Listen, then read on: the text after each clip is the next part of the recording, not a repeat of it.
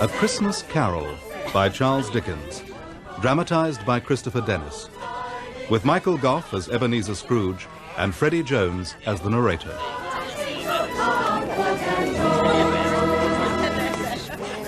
Once upon a time, of all the good days in the year, on Christmas Eve, Marley was dead, to begin with. There was no doubt whatever about that. This must be distinctly understood, or nothing wonderful can come of the story I am going to relate. The register of his burial was signed by the clergyman, the clerk, the undertaker, and the chief mourner.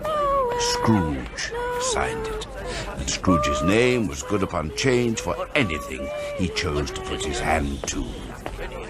Merry Christmas, sir. Bah! Humbug! Scrooge knew he was dead? Of course he did. How could it be otherwise? Scrooge and he were partners for I don't know how many years. Scrooge was his sole executor, his sole administrator, his sole friend, and sole mourner. But Scrooge was not so dreadfully cut up by the sad event, but that, excellent man of business that he was, he solemnized the day of the funeral by securing an undoubted bargain.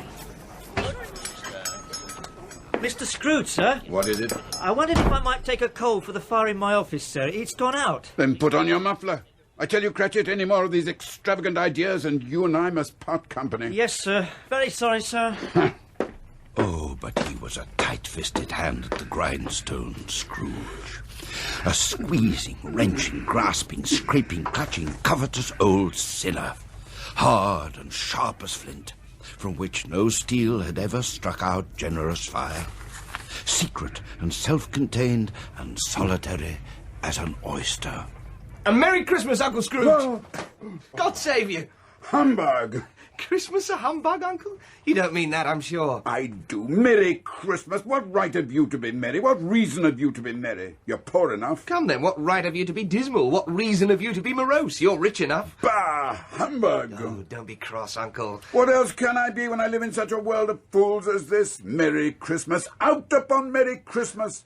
What's Christmas time to you but the time for paying bills without money, a time for finding yourself a year older and not an hour richer? Uncle, at Christmas... If I could work my will, every idiot who goes about with Merry Christmas on his lips should be boiled with his own pudding and buried with a stake of holly through his heart. He should. Uncle... Nephew, keep Christmas in your own way and leave me to keep it in mine. Keep it? But you don't keep it. Let me have it alone, then. Much good may it do you. Much good has it ever done you. There are many things from which I might have derived good and by which I have not profited, I dare say. Christmas among the rest. But I'm sure I've always thought of Christmas time as a good time. A kind, forgiving, charitable, pleasant time. The only time I know of in the long calendar of the year when men and women seem by one consent to open their shut-up hearts freely. And to think of people below them as if they were fellow passengers to the grave and not another race of creatures bound on other journeys. And therefore, Uncle, though it has never put a scrap of gold or silver in my pocket, I believe that it has done me good and will do me good. And I say, God bless it. Bravo, Mr. Frederick, sir. Humbug! And let me hear another sound from you, Cratchit, and you'll keep Christmas by losing your situation. Sorry, sir. You're quite a powerful speaker, nephew. Wonder you don't go into Parliament. Don't be angry, Uncle. Come and dine with us tomorrow. I'll see you damned first. But why? Why? Why? Why did you get married? Because I fell in love. Because you fell in love? That's the only thing in the world more ridiculous than a Merry Christmas. Good afternoon. Nay, Uncle, but you never came to see me before that happened. Why give it as a reason for not coming now? Good afternoon. I want nothing from you, ask nothing of you. Why cannot we be friends? Good afternoon. I am sorry with all my heart to find you so resolute. We have never had any quarrel to which I have been a party, but I have made the trial in homage to Christmas, and I'll keep my Christmas humour to the last. So, a Merry Christmas, Uncle. Good afternoon. And a Happy New Year. Humbug! Humbug! Humbug! Merry Christmas to you, Mr. Cratchit. Oh, and to you, sir. Many of them, sir. And to Mrs. Cratchit. Thank you, sir. And all the little Cratchits. God bless you, sir. Tiny Tim. How's Tiny Tim? Ah, well, I think he grows a little stronger, sir. Wish him well from me. I will, sir. God bless you, sir. And a happy New Year. Humbug! Good evening, sir. Compliments of the season to you. May I help you, gentlemen? There's another fellow, my clerk. 15 shillings a week and a wife and family talking about Merry Christmas. I'll retire to Bedlam.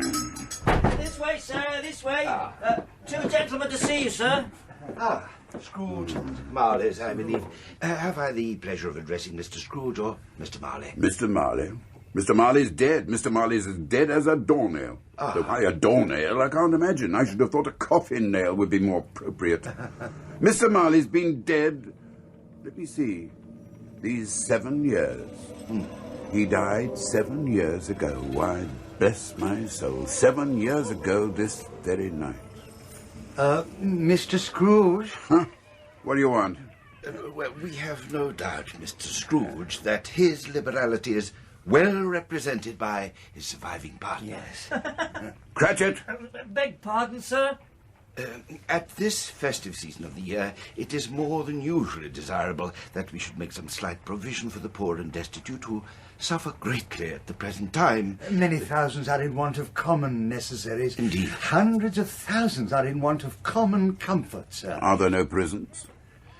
Yes, plenty of prisons. And the union workhouses, are they still in operation? They are still. I wish we could say that there were not. And the treadmill and the poor law are in full vigour then? Both very busy, sir. Ah, I was afraid from what you said at first that something had occurred to stop them in their useful course.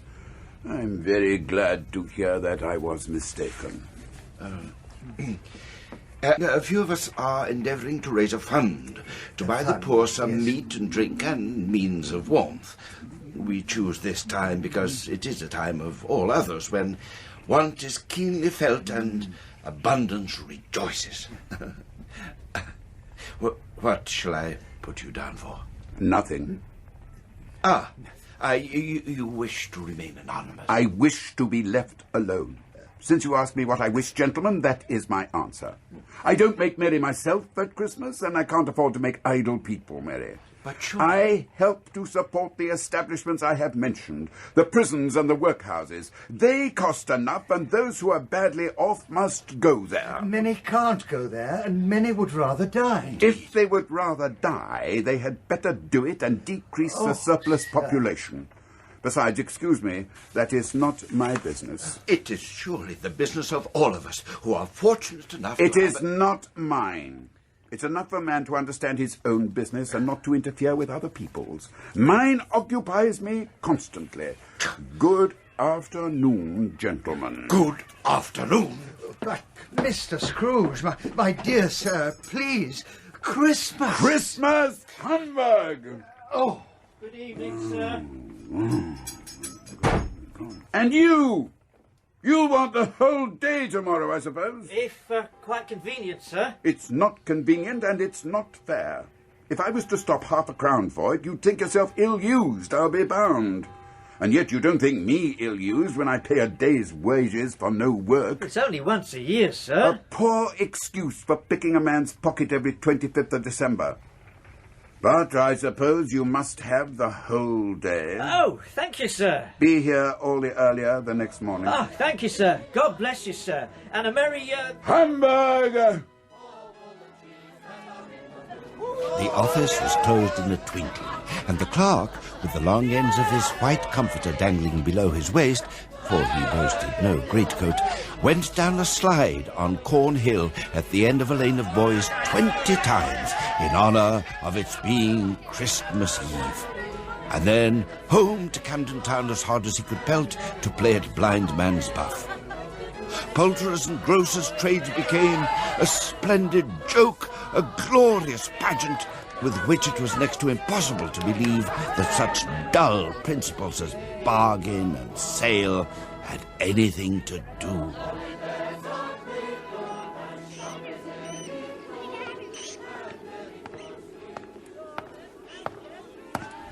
Scrooge, lived in chambers which had once belonged to his deceased partner.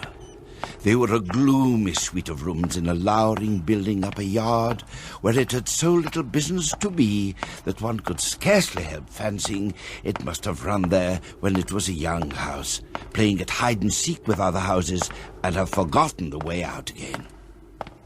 It was old enough now and drear enough, for nobody lived in it but Scrooge.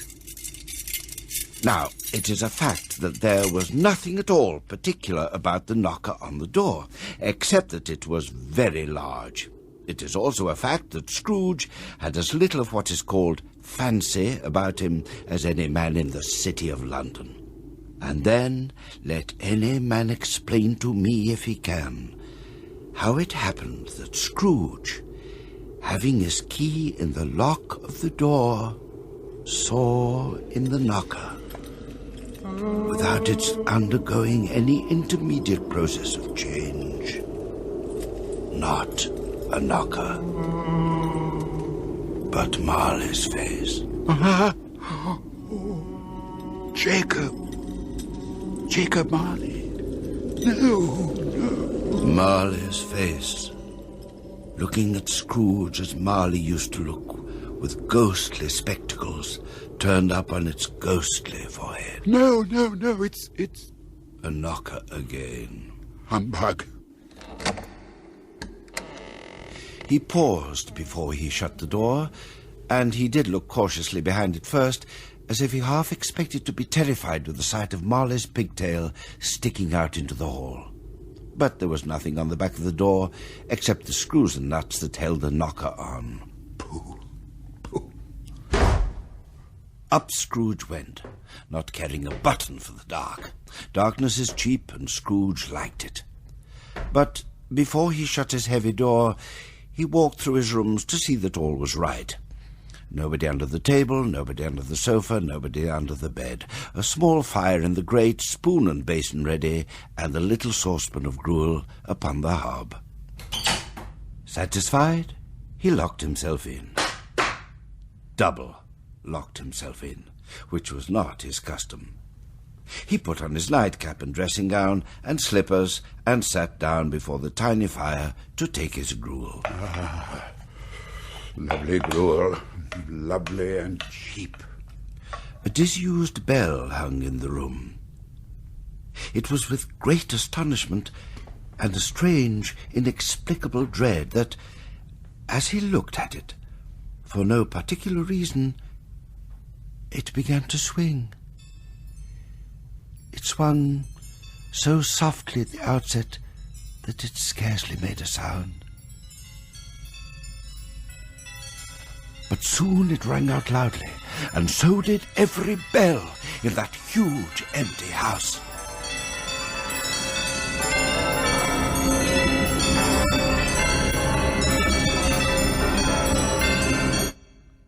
Then, in the silence, from the cellar far below,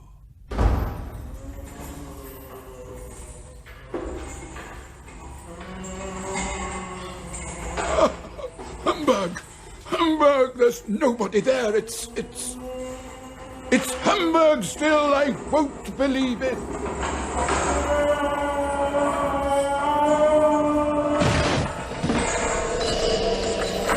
the same face, the very same.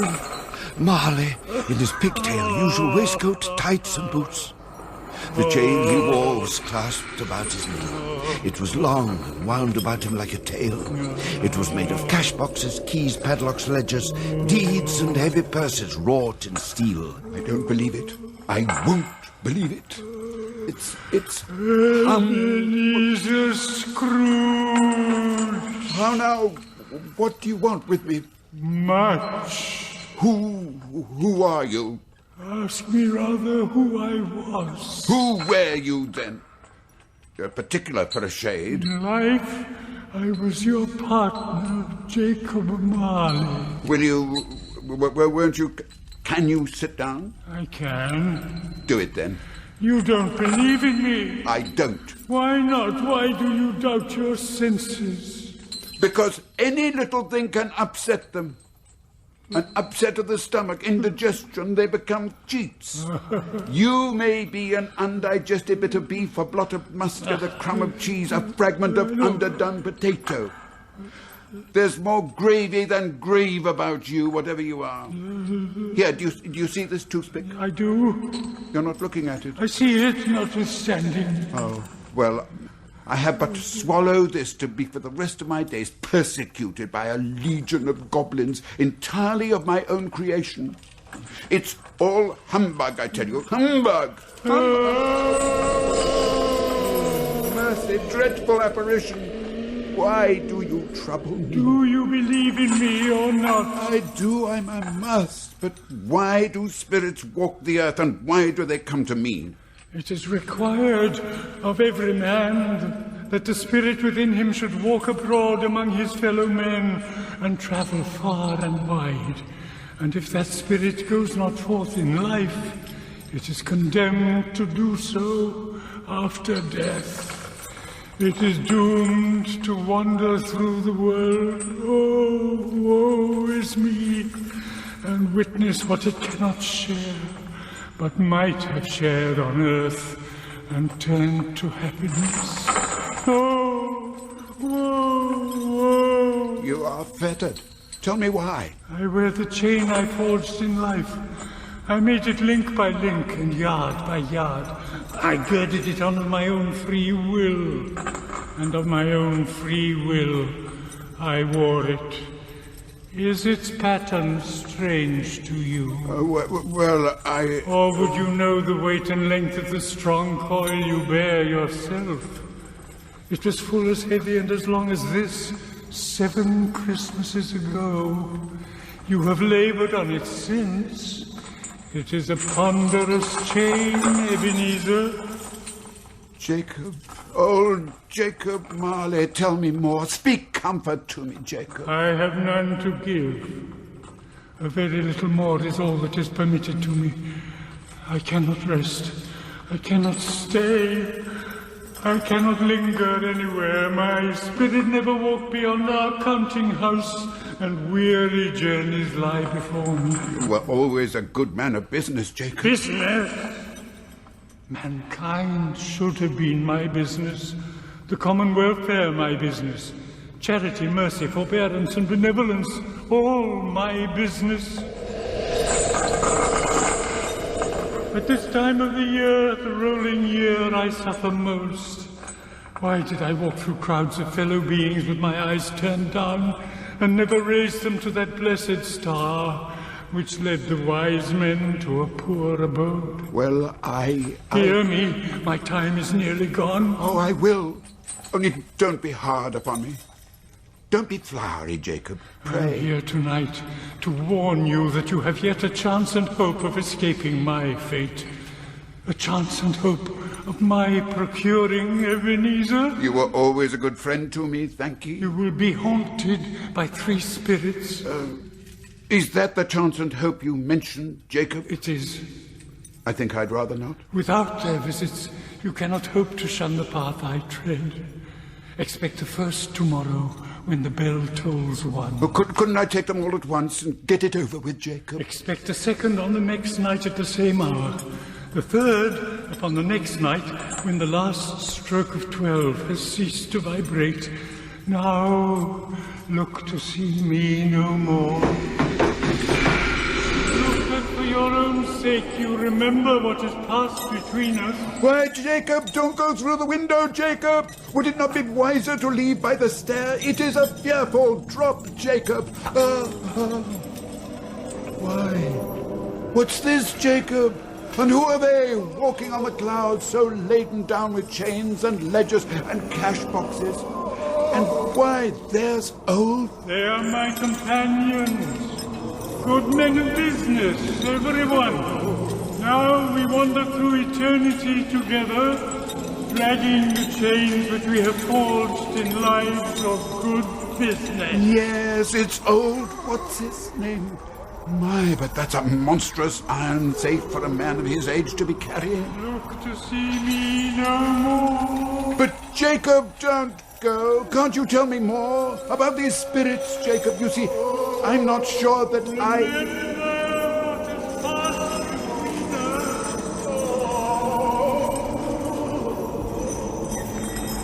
Whether these creatures faded into mist, or whether the mist enshrouded them, he could not tell.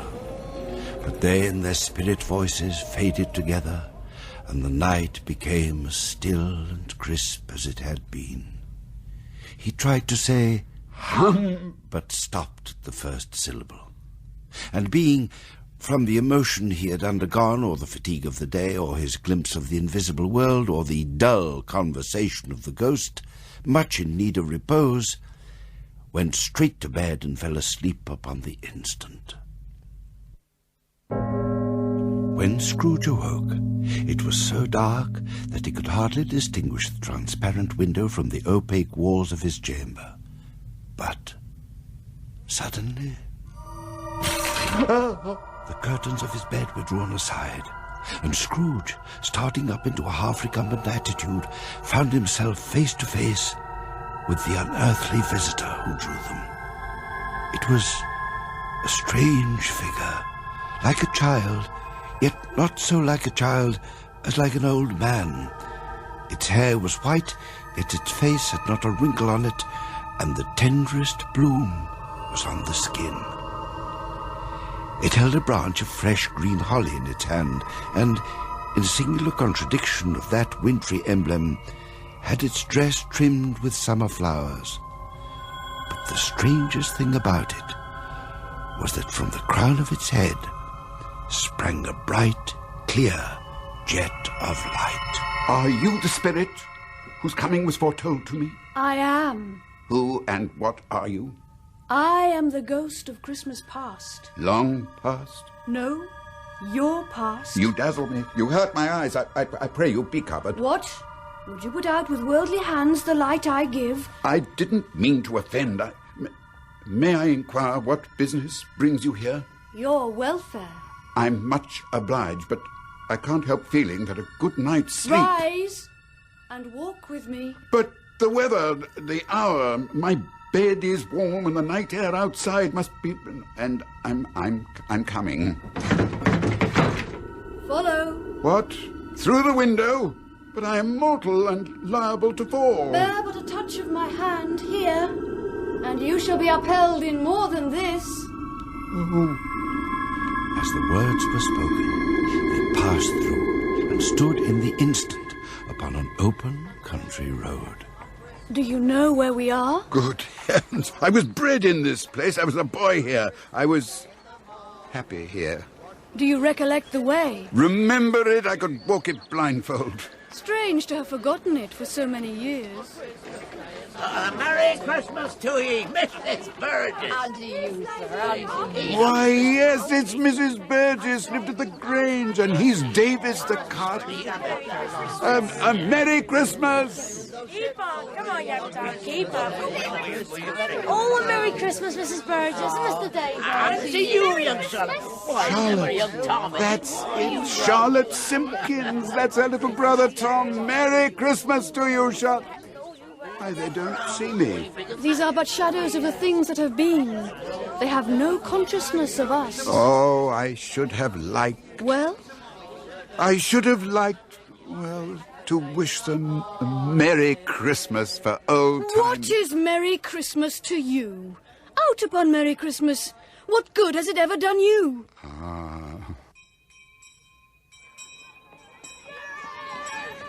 Why, these were my companions. We were all at school together. Look at them running. So glad to be released. So glad to be out of that awful place for the holidays. Going home for Christmas. The school is not quite deserted. A solitary child, neglected by his friends, is left there still. See? Look here. Oh, I know it. I recall this long, bare, melancholy room, made barer still by lines of wooden forms and desks, and that poor, lonely boy, left all alone Christmas after Christmas, with nothing but his storybooks for companions. Poor boy. Poor boy. I wish... What is the matter? Oh, nothing, nothing. There was a boy singing a Christmas carol at my door last night. I should like to have given him something, that's all. Master Scrooge! Master Scrooge! Yes, sir. Yes, Coming, sir. Coming, sir. Where are you hiding? You might as well come out. You know I'll find you. I always find you. And when I do... Here, sir. In here, sir. I wasn't hiding. So this is where you're skulking. You've a visitor, Master Scrooge. A visitor? Hello, Ben. Oh, dearest sister. Ben. Ha! Fan! Little Fan! Oh, Ben, dear brother, I've come to bring you home. Home? But Fan! Father! Yes, home for good and all. Father is so much kinder than he used to be that home's like heaven. He spoke so gently to me one night when I was going to bed that I wasn't afraid to ask him once more if you might come home, and he said yes, you should, and sent me in a coach to bring you, and you're to be a man and never to come back here. Never? No, never, never, never, and we're to be together all the Christmas long and have the merriest time in all the world. Master Scrooge! You came in a coach, Fan. Where is it? In the drive outside. Come quickly, quickly! Master Scrooge! Fan! She was always a delicate creature whom a breath might have withered, but she had a large heart. So she had, you're right. I will not gainsay it, Spirit.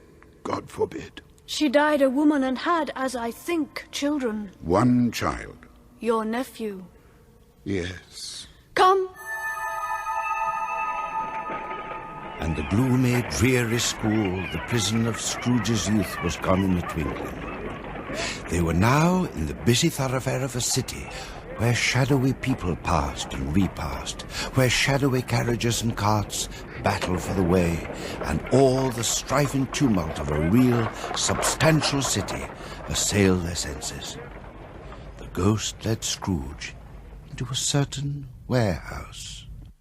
Do you know this place? Know it? I was apprenticed here. Dick, Ebenezer, yo-ho, yo-ho. Now, where are you both? It's old Fezziwig. Bless his heart. He's Fezziwig alive again.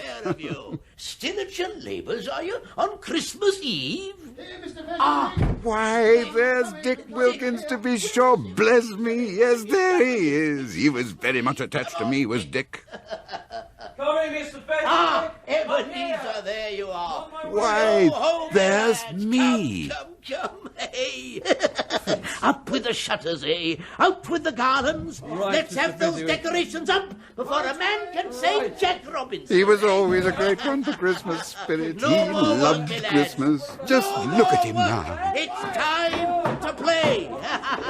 Time to sing and make merry. Where's that fiddler? Where's that old John Jackson with his fiddle that shrieks like 50 stomach aches, eh?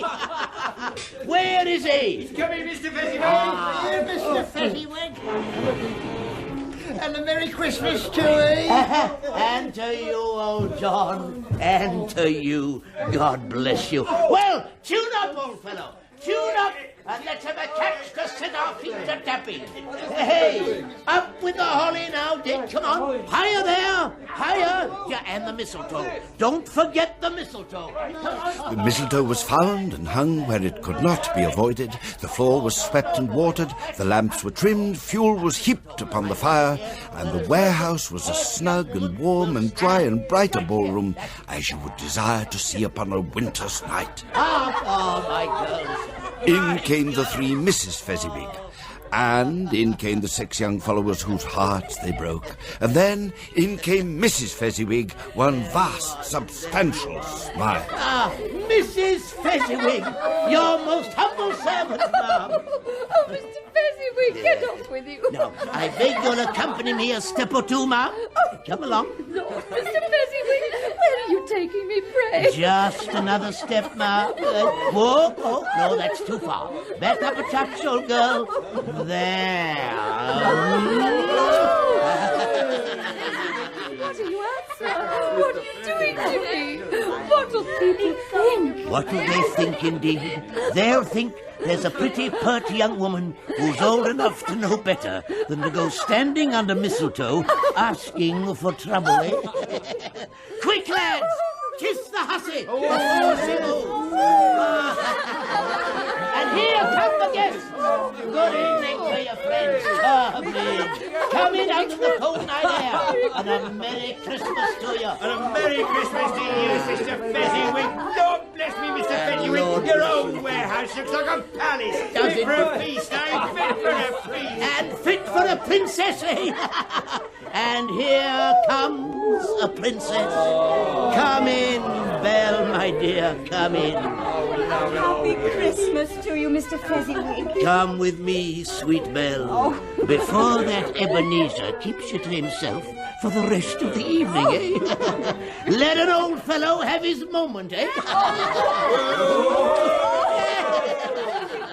Strike up, old John. Strike up. Let's have a dance. Yes, have Sir Roger de Coverley. Come, Mrs. Fezziwig, come. Let us old ones show the youngsters how Sir Roger de Coverley should be danced. Come one, come all, and take your partners. And a Merry Christmas to you all. A Merry Christmas to all the world. God bless it. And a Merry Christmas to you, Mr. Fezziwig. God bless you. Hurrah for Mr. Fezziwig! Hurrah! Hurrah!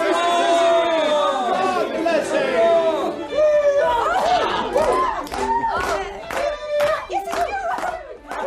A small matter to make these silly folks so full of gratitude. Small? Is it not? He has spent but a few pounds of your mortal money, 3 or 4 perhaps. Is that so much that he deserves this praise? Oh, it isn't that. It isn't that, Spirit. He has the power to render us happy or unhappy, to make our service light or burdensome, a pleasure or a toil. The happiness he gives is quite as great as if it cost a fortune. What is the matter? Nothing in particular. Something, I think. No. I should just like to be able to say a word or two to my clerk just now. That's all. My time grows short. Look here. But, Belle, how can you think that of me? Dear Ebenezer, another idol has replaced me in your heart. And if it can cheer and comfort you in time to come, as I would have tried to do, I have no just cause to grieve. What idol has displaced you? A golden one. You fear the world too much. All your other, finer hopes have merged into the hope of being beyond its sordid reproach. I have seen your nobler aspirations fall off, one by one, until the master passion, gain, engrosses you. Belle! I must release you. Have I ever sought release? In words? No, never. In what, then?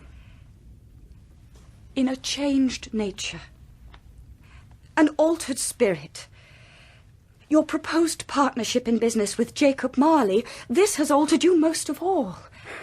It seems that to both of you, business is to be your entire world. There will be not space nor time for aught but business. Jacob is a good man. I grant you, a good man of business. But what has this to do with you and I? Tell me, and tell me truly, if this contract made between us when you were a boy and when we thought as one had never been, would you seek me out and try to win me now? Yes, oh, say yes. You think not? I would gladly think otherwise if I could. Heaven knows. Let us waste no more time on this conversation, Belle. No. Let us not. You may, I half hope you will, have pain in this parting, but I know that in a very brief time you will dismiss the recollection of it as an unprofitable dream from which you awoke in time. Oh, no, no. May you be happy in the life you have chosen. Goodbye, Ebenezer. Goodbye. No, no, fool, fool, go after her. Beg her forgiveness. He cannot hear you. See, he is already engrossed in his ledgers and his columns of figures. That is where his heart lies. He has already made his choice. Oh, Spirit, show me no more. No more. Conduct me home. Why do you delight to torture me? I show you only what has been. What you have been. I see it and I feel it. Now take me home, I beg of you. My time is short, yet there is one shadow more that you must see. No more. No more. I don't wish to see it. Show me no more. Look. Quietly, hide. She mustn't see us. Children. Oh, I could have sworn they were... What? Belle? She is a mother now and another's wife. Now, where did I put it? I get more absent-minded every day. Hooray! Oh, you made me jump. A Merry Christmas, Mother. A Merry Christmas. Here. Oh, well, what's all this? What are these? Your presents, Mother. For Christmas. We've been saving and saving. And making. Yes, they have, Mother, all the year through. For the best mother in the world. I'll let go then. Dick! And here, my dear, this is for the best wife in the world. Do you know, oddly enough, they both seem to be the same person. Oh, well, thank you, my dear. Look what I've got, Father. Look what I got for Christmas. I got a book, Father. Will you read it with me? Soon, my dear. Belle, I saw an old friend of yours this afternoon. Oh? Who was it? Guess. How can I guess? £50 for 2 years at 7% compound interest. But where's your security, eh? Show me your security or I'll be forced to foreclose. Oh, I know. It's Mr. Scrooge. Mr. Scrooge it was. For nobody dares to call him Ebenezer anymore. Now he's Mr. Scrooge to all the world. I passed his counting-house window. As it was not shuttered and his candle was lit, I couldn't help seeing him, still counting up his endless lines of figures on Christmas Eve. His partner, Jacob Marley, lies upon the point of death, I hear. And there sat Ebenezer all alone. He'll be quite alone in all the world, I do believe. What a dreadful thing to be alone in the world. We'll never be alone, will we, Mother? Why, no, my dear. We have each other, haven't we? Yes, we have each other. Won't you play for us, Belle? Oh, my fingers are so stiff these days. And yes, do play for us, Mother. We should sing tonight. Celebrating Christmas Eve, after all. No, we'll never be alone. We have each other, and the best father that ever was called father, to care for us all. To think that such another creature, quite as graceful and as full of promise, might have called you father, and been a springtime in the haggard winter of your life. Spirit, remove me from this place. I told you that these were the shadows of the things that have been, that they are what they are. Do not blame me. Remove me. I cannot bear it. Take me back. Haunt me no longer. The spirit's light was burning high, and seizing the huge extinguisher cap that it carried in its hand, Scrooge, by a sudden action... Leave me be! Leave me be! ...pressed it down upon its head so that the extinguisher covered its whole form like a candle being snuffed out. Conscious of being exhausted and, further, to his surprise, of being in his own room once more, he gave the cap a parting squeeze before he sank into a heavy sleep.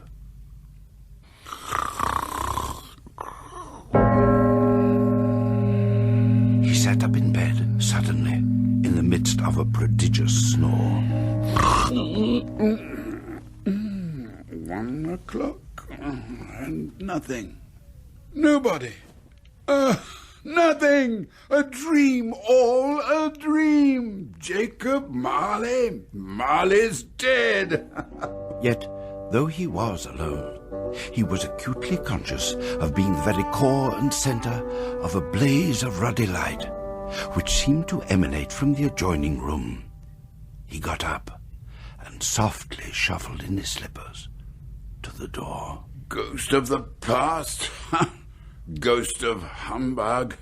It's all humbug. Ebenezer Scrooge! Come in! Ebenezer Scrooge! The room had undergone a surprising transformation. The walls and ceiling were so hung with living green that it looked a perfect grove, from every part of which gleaming berries glistened. Crisp leaves of holly, mistletoe, and ivy reflected back the light of a blazing fire. Heaped upon the floor, to form a kind of throne, were turkeys, geese, game, poultry, great joints of meat, sucking pigs, long wreaths of sausages, mince pies, plum puddings, red hot chestnuts, and seething bowls of punch that made the chamber dim with their delicious steam. Come in. Come in and know me better, man. In easy state upon his couch there sat a jolly giant, glorious to see, clothed in a vast green robe and with a wreath of holly on his head. He bore a glowing torch in shape not unlike Plenty's horn, and held it up high to shed its light on Scrooge as he came peeping round the door. Who are you? I am the ghost of Christmas present. Look upon me. You've never seen the like of me before. Never. Have never walked forth with the younger members of my family, meaning, for I am very young, my elder brothers, born in those later years. I don't think I have. I'm afraid I have not. Have you had many brothers, Spirit? More than 1,800. A tremendous family to provide for. Oh, miserable man. Spirit, conduct me where you will. I went forth last night upon compulsion, and I learnt a lesson which is working now. Tonight, if you have aught to teach me, let me profit by it. Touch my robe.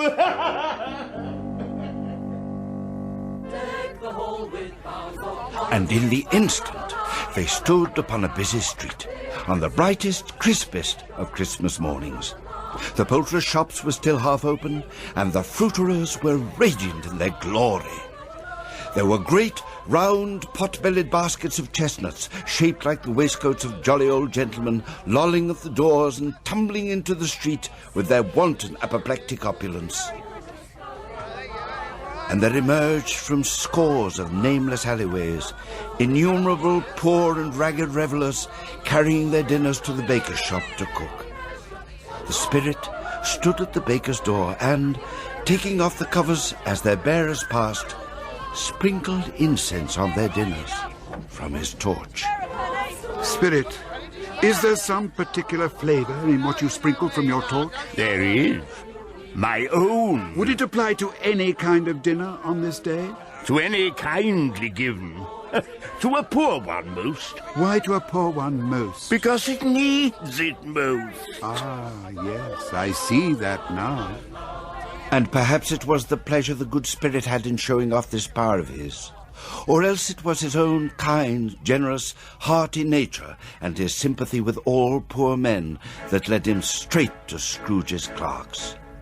For there he went, and took Scrooge with him, holding on to his robe. And on the threshold of the door, the Spirit smiled and stopped to bless Bob Cratchit's dwelling with the sprinklings of his torch. See here. Mother, how fine you look. And how fashionable. Why, go on with you. It's just my old gown that I've had these many years. A few ribbons is all I've added to it. Still, they're cheap enough and make a goodly show for sixpence. I want to look as smart as I can for your father on Christmas Day. Here's the cloth, Belinda. You and Charlotte cover the table now, okay, and set out the knives and forks. How are those potatoes, Peter? Nearly done, Mother. Nearly done. Why you talking in that funny voice, Peter? It's that old collar of father's. It's much too high for him, Mother. No, it's not. You look very smart, Peter. Look at him, though. He daren't turn his head for fear of cutting his ears off. Pay no attention to them, Peter. They're only jealous that you're so grown up now. Like the young gentleman, in fact. But what has ever got your precious father, though? And Tiny Tim. And Martha weren't as late last Christmas Day by half an hour. Oh, here's Martha, Mother. Oh, Martha. Oh, there's such a goose, Martha. Why, bless your heart alive, my dear. How late you are. Oh, we'd a deal of work to finish last night and had to clear away this morning, Mother. Well, never mind. So long as you are come. Sit ye down before the fire, my dear, and have a warm, Lord bless you. No, Martha, no. Here's father coming. Hide. Yes, hide, Mother. Hide quickly. Oh, So Martha hid herself, and in came little Bob, the father, with Tiny Tim upon his shoulder. Alas for Tiny Tim, he bore a little crutch and had his limbs supported by an iron frame. And, as he could not walk unaided, his father had been his racehorse and borne him at a canter all the way from the church. Oh, sorry, my dear. Here we are at last, then. Oh, there. Down you go, Tim. There now. Steady now. Sit yourself down here before the fire. There's my fine jockey. Why, where's our Martha? Not coming. Oh, no. Poor Martha. What? Not coming? Not coming on Christmas Day? I can't believe it. I know they work her far too hard at that place, poor lamb that she is, but, well, Christmas Day. Here I am, Father. Martha! Oh, it's not fair to tease you. Martha! Now, come along, all of you, or the goose will be stone cold. Come on, Tim, lean upon me. Come and hear the pudding. Hear it? Puddings don't make a noise. They don't speak. This one does, and better. It sings. It's out there in the copper now, singing away to itself. Come and hear. And how did Tiny Tim behave himself in church? Oh, as good as gold and better. He told me coming home that he hoped the people saw him sitting in the church because he was a cripple, and it might be pleasant for them to remember upon Christmas Day who it was made lame beggars walk and blind men see. I think he's growing stronger. Come along now. Oh, come along, Father. Yes, indeed. Come along. Yeah, let's have that goose onto the table for carving. Yes. Serve up the potatoes, Peter. Fetch the punch, Martha. Yes, Mother. Belinda, Tim, Charlotte, come along now. Time for Christmas dinner. Such a bustle ensued that you might have supposed a goose to be the rarest of all birds. Mrs. Cratchit made the gravy hissing hot. Master Peter mashed the potatoes with incredible vigour. Miss Belinda sweetened up the apple sauce. Martha dusted the plates. Bob took Tiny Tim beside him in a tiny corner at the table, and grace was said. For what we're about to receive, amen. It was succeeded by a breathless pause, as Mrs. Cratchit, looking slowly along the carving knife, prepared to plunge it into the breast. Why, there never was such a goose. I don't believe such a goose was ever cooked. It's very tender. I'll say that for it. Smell the flavour. And quite a size, really. And very cheap. Well, considering. Eked out by applesauce and mashed potato, it was a sufficient meal for all the family. Indeed, as Mrs. Cratchit said with a great delight, surveying one small atom of a bone upon the dish. We haven't ate it all at last. Now, the plates being changed by Miss Belinda, Mrs. Cratchit left the room alone, too nervous to bear witness, to take the pudding up and bring it in. Suppose somebody should have got over the wall of the backyard and stolen it. Suppose it shouldn't be done enough. Suppose it should break in turning out. There was a great deal of steam. That's the pudding, Tim, out of the copper. It smells like washing day. That's the cloth. A smell like an eating house and a pastry cook's next door to each other, with the laundresses next to that. Is that the pudding? It is, Tim. That's the pudding. Mrs. Cratchit entered, flushed but smiling proudly, with the pudding, like a speckled cannonball so hard and firm, blazing in half a quartern of ignited brandy and bedight with Christmas holly stuck into the top. Such a pudding! Here you are now, children. God bless you. God bless us, everyone. Spirit, tell me, Will Tiny Tim live? I see a vacant seat in the poor chimney corner, and a crutch without an owner, carefully preserved. If these shadows remain unaltered by the future, the child will die. Oh, no, Spirit, no. Speak some comfort to me. Say that this child may be spared. What then? If he be like to die, he had better do it, and decrease the surplus population. Oh, Spirit. Man, if man you be in heart, forbear that wicked cant, until you have discovered what that surplus is and where it is. When you decide what men shall live, what men shall die, it may be that in the sight of heaven you are more worthless and less fit to live than millions like this poor man's child. Spirit. Hush, hush. Listen. Charge all the cups, Mother. Rise, children, and raise them high. Are we ready? Ready, Father. Then I give you the founder of the feast, Mr. Scrooge. The founder of the feast, indeed. I wish I had him here. I'd give him a piece of my mind to feast upon. My dear children, Christmas Day. It should be Christmas Day, I'm sure, on which one drinks the health of such an odious, stingy, hard, unfeeling man as Mr. Scrooge. Well, he is, Robert, you know he is. Nobody knows it better than you, poor fellow. My dear, Christmas Day. Well, I'll drink his health for your sake and the day's, but not for his.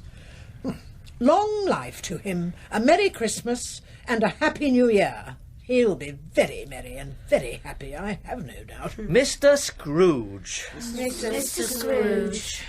And all of us, too. God bless us. God bless us, everyone. They were not a handsome family. They were not well dressed. Their shoes were far from waterproof and their clothes were scanty.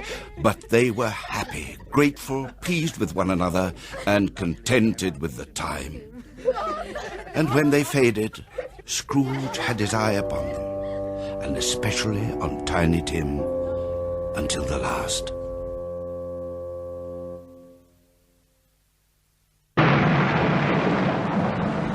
Suddenly, Scrooge was clinging for dear life to the spirit robe as they sped through the night sky. Whither? Not to see. To see. To Scrooge's horror, looking back, he saw the last of the land, a frightful range of rocks behind them, and his ears were deafened by the thundering of the water as it rolled and roared and raged. Built upon a dismal reef of sunken rock, some league or so from shore, there stood a solitary lighthouse. Great heaps of seaweed clung to its base, and storm birds, born of the wind, rose and fell about it like the waves they skimmed. But even here, the two men who watched the light had made a fire that shone out a ray of brightness on that awful sea and celebrated Christmas. Again the ghosts sped on above the black and heaving sea until, far away, they lighted on a ship. They stood beside the officers who had the watch, dark, ghostly figures in their several stations, but every man among them had a Christmas thought with homeward hopes belonging to it. A Merry Christmas to ye! I to you, friend! And to you! It was a great surprise to Scrooge, therefore, when... It's true. It's true, I tell you. He said Christmas was a humbug. As I live and breathe, he believed it too. Well, more shame to him, Fred. Ought to be ashamed. Indeed, he should indeed. It was an even greater surprise to find himself in the bright, dry, gleaming drawing room of his nephew's house. Present were his nephew, his niece by marriage, his niece by marriage's sister, and a young gentleman who clearly doted upon her. Well, I'm sorry for him. I couldn't be angry with him if I tried. Who suffers by his ill whims? Himself, always. Here, he takes it into his head not to dine with us. Well, what's the consequence? You don't lose much of a dinner. Oh, Fred! Indeed, I think he loses a very good dinner. Yes, indeed. Oh, so do I, indeed. Well, I'm glad to hear that, for I don't have any great faith in these young housekeepers. What do you say, Topper? Oh, I think of a bachelor. He's a wretched outcast who has no right to express an opinion on the subject. Do you indeed? Oh, do go on, Fred. He never finishes what he begins to say. He's such a ridiculous fellow. I was only going to say that the consequence of his refusing to make merry with us is that he loses some pleasant moments, which could do him no harm, and some pleasanter companions than he'll find in his own thoughts, either in his dusty office or in his mouldy old chambers. I pity him. He may rail at Christmas as he does, but if he finds me going in there in good temper year after year and wishing him all the joy and compliments of the season, surely he can't help thinking better of it at last, if it only puts him in the vein to leave his poor clerk £50. That's something, surely. Well, I'm tired of all this talk of your Uncle Scrooge. It's quite cast a blight on our party. Indeed it has. Mean old skinflint. Oh, indeed it has. Indeed it has. I vote we have a game. Oh, yes, a game. Blind man's buff. Oh no. For you only ever catch the same person. And then we all have to sit by while you squeeze and pinch her for half an hour, pretending you don't know who it is. Let's play a new game. Let's play yes and no. Yes and no? I've never heard of it. How do you play that? Do you have to wear a blindfold? I've got a blindfold. No, you do not. Put the handkerchief away, Topper, and sit down. Oh. Now, I have to think of something, and you have to guess what it is. How do we do that? We're not mind readers. You ask me questions about it. All right, then. What is it? You ask me questions about it, but I can only answer yes or no. Oh, very well. You're sure you've thought of something? Yes. And you're not going to change your mind halfway through and think of something else? No. Oh, I see. Is it an animal? Yes. A live animal? Yes. A nice animal? No. A disagreeable animal? Very. I mean, yes. Does it growl? Yes. Does it grunt? Yes. Does it live in London? Yes. Growls and grunts and lives in London. Whatever can it be, Spirit? Does it live in a menage? Does it live in a zoo? No. Is it killed in a market? No. Isn't it a menagerie? Isn't killed in a market? Is it a horse? No. Is it an ass? No. A cow? No. A bull? A dog? A tiger? No. A dog? A dog? A dog? A dog? A dog. Yes! No. A pig? No. An elephant? No. A bear? No. A camel? A mule? No. A crocodile? No. A rhinoceros? I know! Fred, I know what it is. Well, what is it? Yes, what is it? What is it? It's your Uncle Scrooge. So it is. Uncle Scrooge. Oh, well. Yes, well, If it's your Uncle Scrooge, then the answer to is it a bear should have been yes. Well, he's given us plenty of merriment, I'm sure. And it would be ungrateful of us not to drink his health. Raise your glasses, friends, and join me. Uncle Scrooge. Uncle Scrooge. A Merry Christmas and a Happy New Year to the old fellow, whatever he is. He wouldn't take it from me, but he may have it nevertheless. Uncle Scrooge. And to you, Fred. Oh, yes, and to you. Oh, well, come along now. There's a jug of mulled wine in the parlour going cold for lack of company. Come along, my dear. If you'll permit me, ma'am. And to you all, my dears, and to you all a Merry Christmas and the happiest of New Years. And, oh, they've gone. They didn't hear me. What matters is that you wished it to them. Tonight, that blessing is made by sick beds, and they are cheerful. To the wanderer to bring him close to home. To the struggling man, and he is patient in his greater hope. To the poor, and they are rich. It is made in almshouse, hospital, and prison, in misery's every refuge where vain man in brief authority has not made fast the door and barred the blessing out. We could see this and hear this, but my time is nearly done. Are spirits' lives so short? My life upon this globe is very brief. It ends tonight. Tonight? Tonight at midnight. The time is drawing near.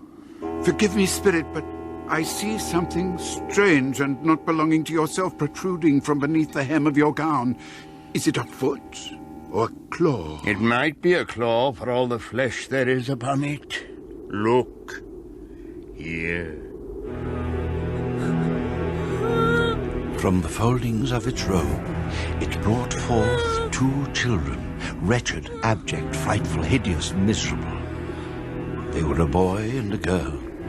Where graceful youth should have filled their features out, a stale and shriveled hand like that of age had pinched and twisted them.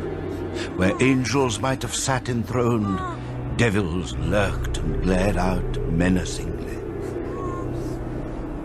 Oh, spirits, are they yours?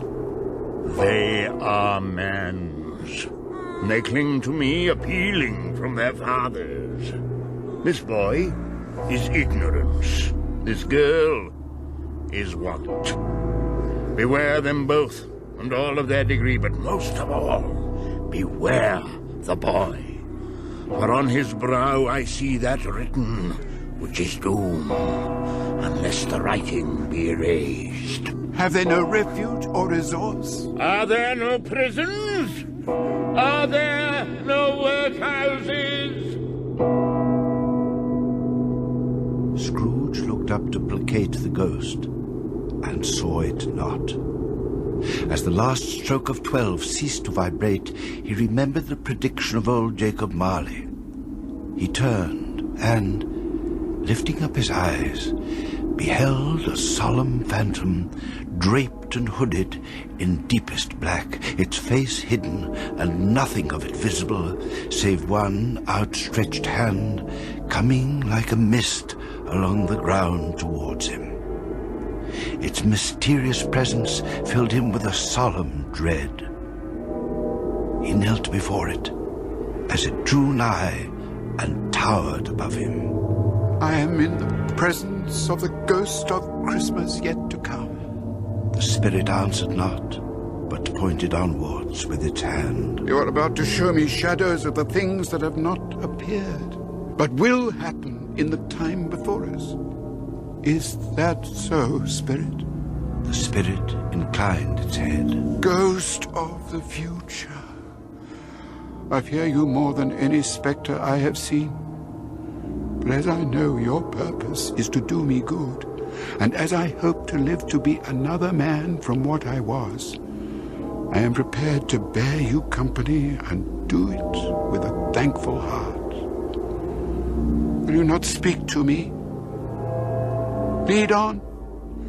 The night is waning fast, and it is precious time to me, I know. Lead on, spirit. The city seemed to spring up out of the ground and encompass them. And there they were in the heart of it, on the exchange among the merchants. Scrooge looked about in that very place to seek his own image. But another man stood in his accustomed corner. No, I don't know much about it either way. I don't care tuppence neither. I only know he's dead. When did he die? Last night, I believe. Why? What was the matter with him? Thought he'd never die. Well, what did he die of? God knows. What's he done with his money? I haven't heard. Left it to his company, I suppose. I mean, he'd nobody else. Hasn't left it to me. That's all I know. It's likely to be a very cheap funeral, for upon my life, I don't know of anybody to go to it. Well, not I, for one. He'd never have taken time off from his business to see me laid to rest. The phantom floated onwards, into an obscure part of the town, where the ways were foul and narrow, the people half-naked, drunken, slipshod, ugly. Deep in this den of infamous resort, A hovel, half hidden under mountains of unseemly rags, masses of corrupted fat and offal, and sepulchres of bones, where sat a grey-haired rascal, smoking his pipe in all the luxury of calm retirement. Good day to you, old Joe. I was here first, I think. I think I have the advantage of you both, lady. Well, and there's a merry meeting to be sure. Why, yes, if we hadn't all three met here without me with it. And you couldn't have met in a better place, Mrs. Dilber, my dear. The charwoman, the laundress, and the undertaker's man, eh? Come into my parlour, my dears. Come into my parlour. You were made free of it long ago, Mrs. Dilber, and the other two ain't no strangers, eh? Well, shut the door and be private, I think. You all made remarkable good speed, my dears. Remarkable good speed. You can't have been dead above an hour or two. What odds then, eh? What odds? Every person has a right to take care of themselves. Yeah. He always did. That's true indeed. No man more so, eh? We're not going to pick holes in each other's coats, I should hope. No, indeed, my dears. I should hope not, indeed. Very well, then, that's enough. Who's the worse for the loss of a few things like these? Not a dead man, I suppose. No, indeed. If he wanted to keep him after he was dead, wicked old screw, why wasn't he natural in his lifetime? If he had been, he'd have had somebody to look after him when he was struck with death, instead of lying, gasping out his last there, alone by himself. That's the truest word that was ever spoke. It's a judgment on him. It is, yeah. Open the bungalow, Joe, and let me know the value of it. Speak out plain. Yeah, right. I'm not afraid to be the first. Well, now, sheets, towels, a little wearing apparel, That's right. 2 teaspoons, old-fashioned, a pair of sugar tongs, 3 boots. Now, let's think now. Oh dear. I always gives too much to the ladies. It's a weakness of mine, and that's the way I ruin myself. Here. Just a minute. Is this all? If you asked me for another penny and made it an open question, I'd repent of being so liberal and knock off half a crown. Now then. Mr. Undertaker's man, let's see what you've brought me. Seals. 2. Pencil case, 1. Sleeve buttons, 2. A brooch. Of no great value. There. Not a penny more. And now, undo my bundle, Joe. Now then, Mrs. Dilbert. And what if we hear, eh? What do you call these, eh? Bed curtains. Bed curtains. You don't mean to say you took 'em down, rings and all, with him lying there? Yes, I do. Why not? You were born to make your fortune, Mrs. Dilber, and you'll certainly do it. I certainly shan't hold my hand when I get something into it by reaching it out. For the sake of such a man as he was, I promise you. Now, don't you go dropping lamp oil upon them blankets now. His blankets? Who else do you think? Oh, dear me. Well, really? He's likely to take cold without him, I dare say. Yeah, I hope he didn't die of anything catching. Hey, what's that? Don't be afraid of that. I ain't so fond of his company that I'd loiter about for such things if he did. You may look through that shirt till your eyes ache, but you won't find a hole in it nor a threadbare place. It's the best he had, and a fine one too. They'd have wasted him if it hadn't been for me. What do you call wasting of it? Putting it on him to be buried in, to be sure. Somebody was fool enough to do it. Well, but I took it off again, and it can't look uglier than he did in that one. Well, here you are, Mrs. Dilber, my dear. Here, take this. You've earned it. This is the end of it, you see. He frightened everybody away from him when he was alive, to profit us when he was dead.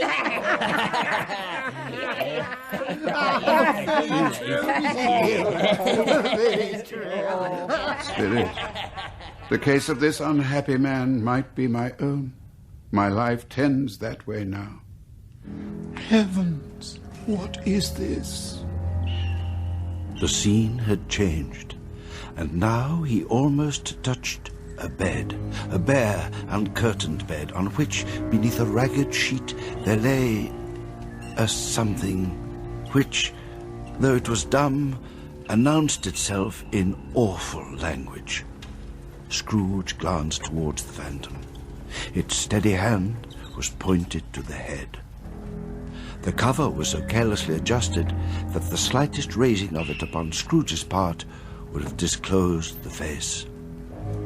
But he had no more power to remove the veil than he had to dismiss the phantom at his side. This is a dreadful, dark, and empty house. Not a man, woman, or child is here in this hour of cold, cold, rigid death to say, he was kind to me in this or that, and now, for the memory of one kind word, I will be kind to him. No sound save the gnawing rats. Spirits, this is a fearful place. In leaving it, I shall not leave its lesson. Let us go. Still the ghost pointed with an unmoved finger to the head. I understand you, and I would do it if I could. But I have not the power, Spirit. I have not the power.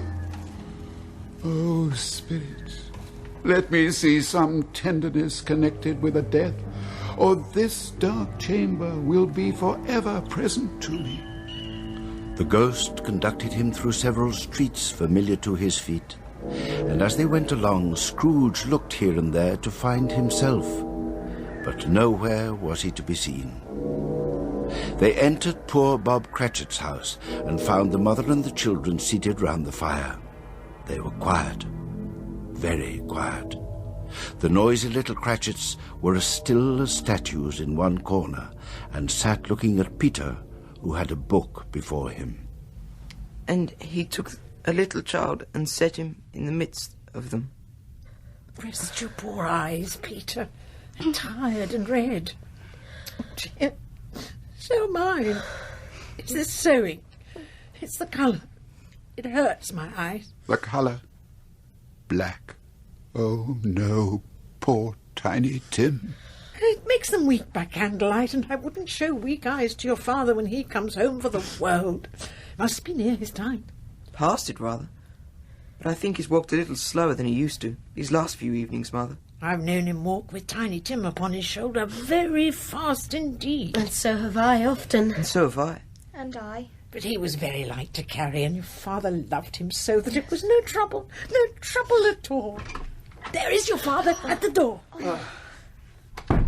Good evening, my dears. Come along, Robert. Sit you down at the table. Your tea's ready for you. Here you are, Father. My, how well you're doing with your sewing. Be done long before Sunday. It's to be Sunday then, Robert? Sunday. It would have done you good to see how green a place it is, but you'll see it often. I promised him I would walk there of a Sunday. Oh, my little child. My little child. Oh, dear Father. Father. There now, Robert. I saw Mr. Scrooge's nephew in the street. He asked me what was the matter, for I suppose I did look a little down. I told him. I scarcely know him, but he's such a pleasant-spoken fellow. He said, "I am heartily sorry for it, Mr. Cratchit," he said, "and heartily sorry for your good wife. If I can be of service to you in any way," he said, giving me his card, "that's where I live. Pray come to me." Now, it wasn't for the sake of anything he might be able to do for us, so much as for his kind way that was quite delightful. It really seemed as if he had known our little Tiny Tim and felt with us. I'm sure he's a good soul. You would be sure of it, my dear, if you saw and spoke to him.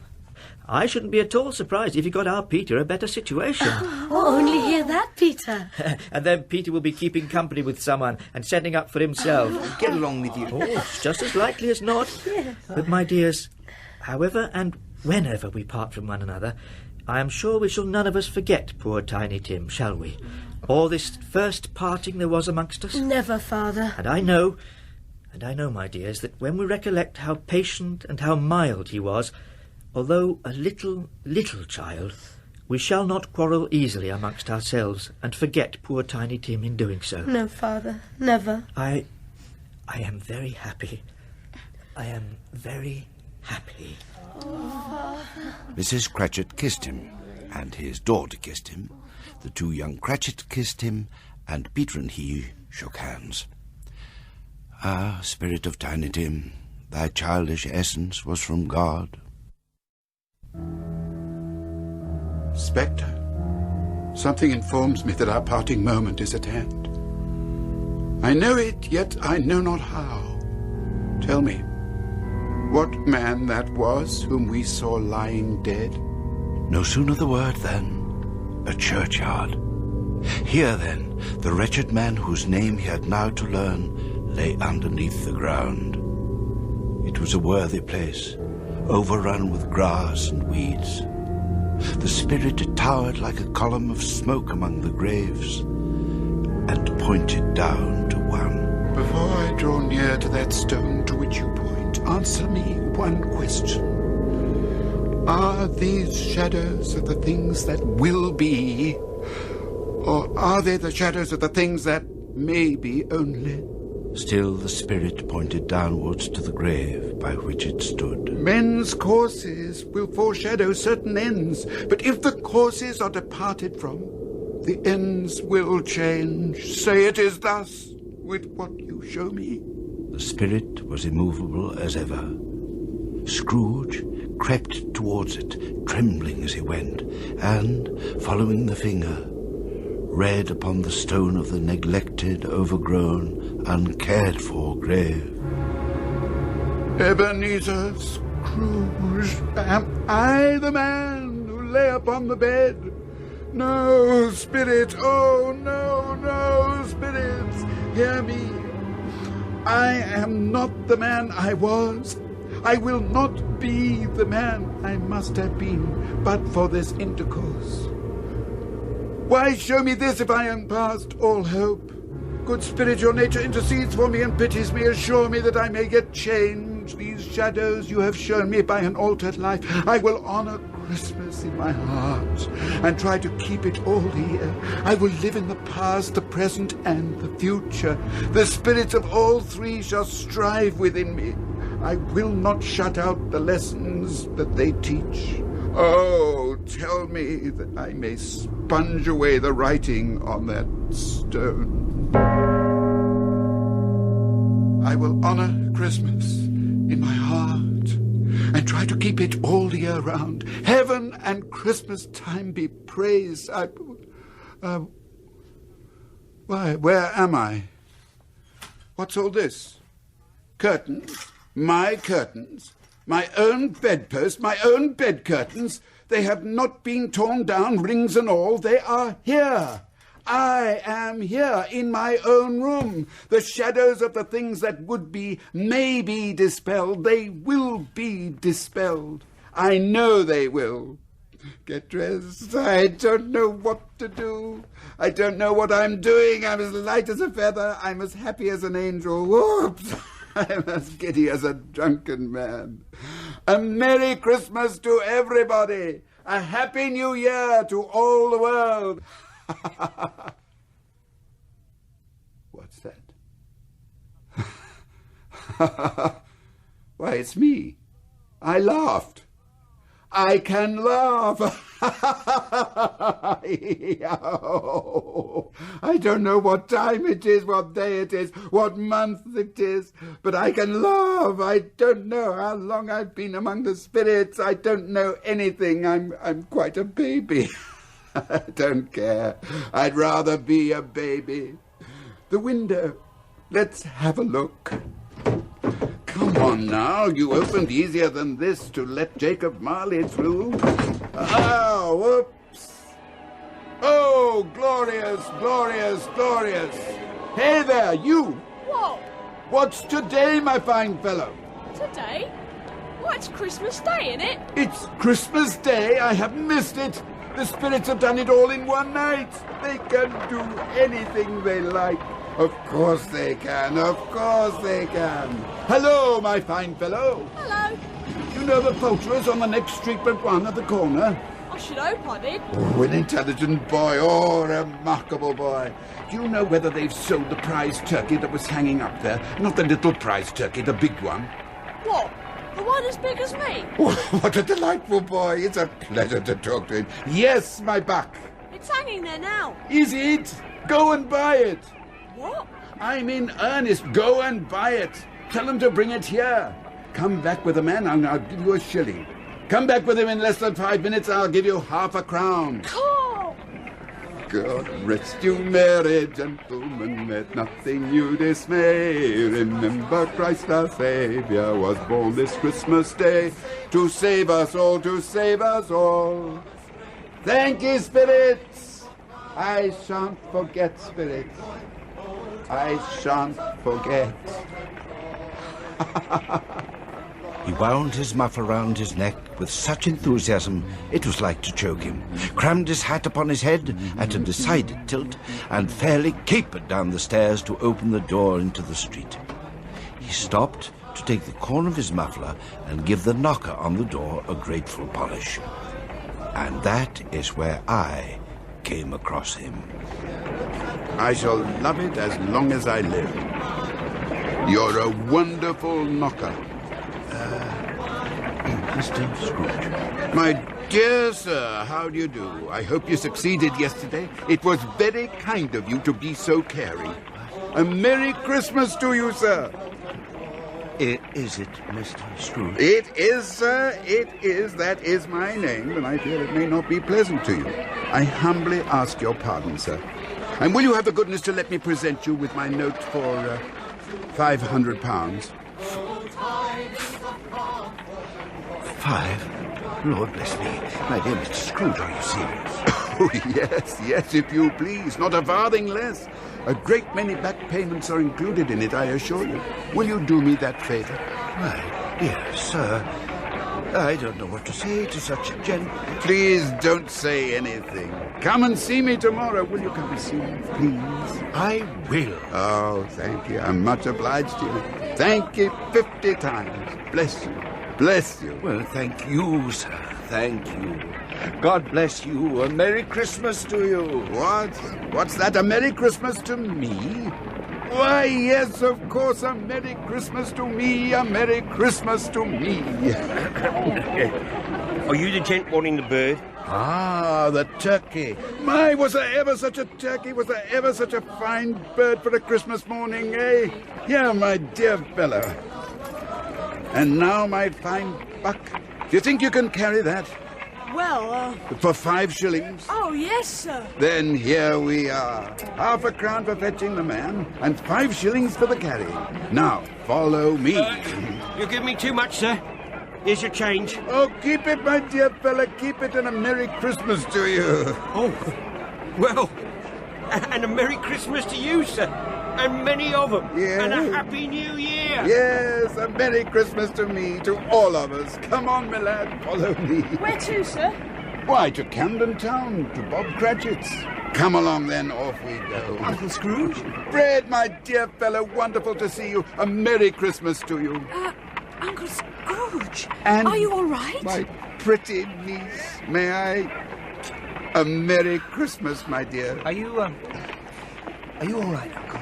All right. Never better, Fred, my dear fellow. Fred. Yes, Uncle? Forgive my rudeness yesterday. Your invitation to dinner, does it still stand, Fred? Of course it does, Uncle. Then I'll come, if I may. If you may, you'll be the most welcome guest there. Oh, God bless you, Fred. God bless you. I want to have a serious talk with that friend of yours, Topper. Why, I didn't know you'd ever met Topper, Uncle. What do you want to talk to him about? It's high time he proposed to that sister of yours, my dear, and put himself out of his misery. Well, come along, my lad. Camden Town. Oh, and can we be sure to play that game? What game, Uncle? Why, yes and no, of course. What else? A Merry Christmas to you both. And a Merry Christmas to you, Uncle. Over that hall the moon shines bright. The bells of paradise I heard them ring, proclaiming our Saviour was born this night, and I love my Lord Jesus above anything. Bravo! Well done, Tim. Well done, lad. He learned it all by himself, too. Now it's Peter's turn. No, oh, no, I can't. Yes, you can. Come on, Peter. Who can that be, I wonder? I'll go. Who on earth would be calling on Christmas morning? Cratchit. It's Mr. Scrooge. Oh, no. What does he want? He wants to come in. Oh, my goodness. Let him in, Peter. Let him in. Over here, children. Away from the fire. Mr. Scrooge, sir. Cratchit. Yes, sir? What do you mean by this? What? I said, what do you mean by it? Wait, it's Christmas, sir. Christmas? Only once a year, sir. Now, I tell you what, my friend. I am not going to stand this sort of thing any longer. But, sir... And therefore, I'm going to raise your salary. Scrooge? Raise it, I'm going to double it. Well, don't look at me like that, eh? What's the matter with me? Something the matter with me? Mr. Scrooge, A Merry Christmas, Bob, my good fellow. A merrier Christmas than I've given you for many a year. I'll raise your salary and endeavour to assist your struggling family. And we'll discuss your affairs this afternoon over a Christmas bowl of smoking bishop. Mrs. Cratchit, my dear lady, I should like, if I may, to shake your hand. Mr. Scrooge. I give you my word, ma'am, that I shall no longer be the ogre of this family. And I hope that you'll let me, ma'am, after all you've suffered at my hands, be a friend. Well, I don't know what to say. Mrs. Cratchit, ma'am, outside is a young fella bent double under the weight of bird that I'd be glad if you'd accept and set about cooking for your real Christmas dinner. Oh. Fetch 'em both in, ma'am. Fetch 'em both in. Thank you, Mr. Scrooge. I think you'll find it a good deal bigger than Tiny Tim here. Well, now, Tiny Tim, may I shake your hand, sir? Are you really Mr. Scrooge? I am. I must confess it. I cannot deny it. Why, sir? You're not at all what I expected. I should hope I am not. Indeed, I promise you I am not. Though every word you've heard about me in the past has been true. I'm certain of that. Oh, Mr. Scrooge, is it? Henceforth, though, I hope. Well, I hope for many things, but with your father's permission, and you couldn't have a finer father, Tim. I know it, sir. We must set about getting you well, mustn't we? Good food and medicines and clean, fresh air and a Merry Christmas to you. A Merry Christmas to all of us. Merry Christmas. Merry Christmas, Mr. Scrooge. Right, well said. In heaven the bells are ringing, ding dong merrily the sky is written with angels singing. Scrooge was better than his word, and to Tiny Tim, who did not die, he was a second father. He became as good a friend, as good a master, and as good a man as the good old city knew. And it was always said of him that he knew how to keep Christmas well, if any man alive possessed the knowledge. And may that be truly said of us. And so, as Tiny Tim observed, God bless us, everyone. Hosanna in excelsis.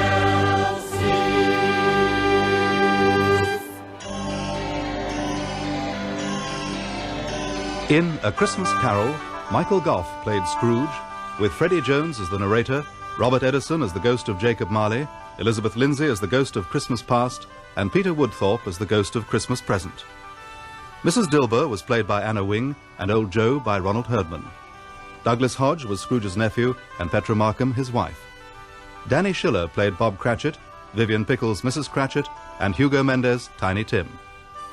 Mr. Fezziwig was Timothy Bateson, and Mrs. Fezziwig Maxine Audley. Belle was Joanna Myers, young Scrooge Andrew Wincott, and Dick Wilkins Terence Edmund.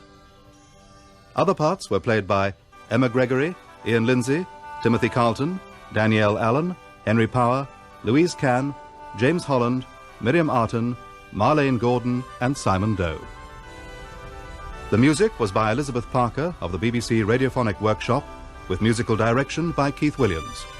And the violinist was Perry Montague Mason. The director was Janet Whittaker.